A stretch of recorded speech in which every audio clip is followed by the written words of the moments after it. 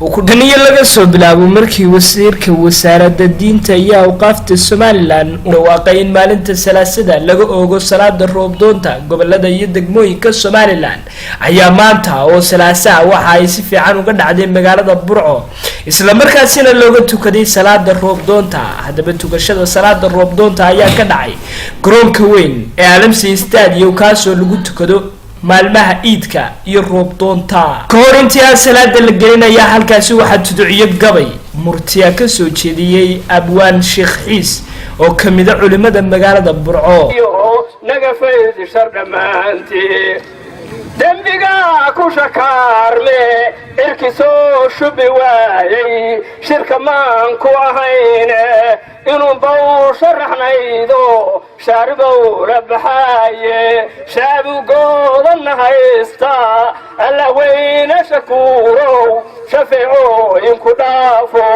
sidadeeda abaartiyo naga faydi shardamaanti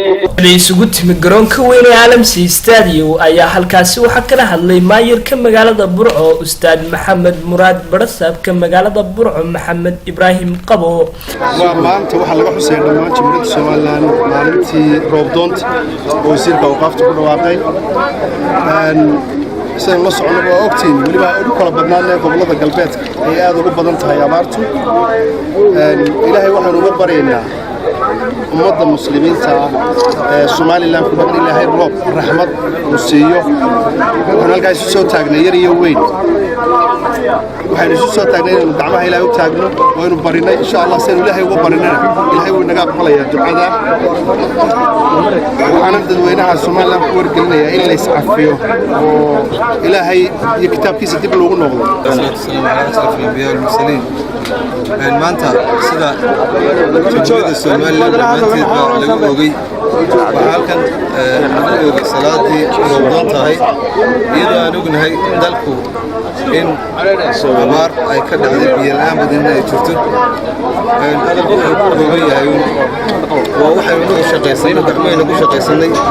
ilaahayna subxaanahu wa ta'aala in badan uu naga dhaafay waxaan ilaahay ka baryaynaa ilaahay naga soo jebiyo sida aynu tukanay oo barnay ilaahay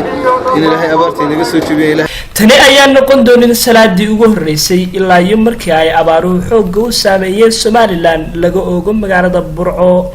Sakariye cabdiraxmaan Ibrahim shabakada madaxa banaan ee Karin News magaalada Burco ee xarunta gobolka Togdheer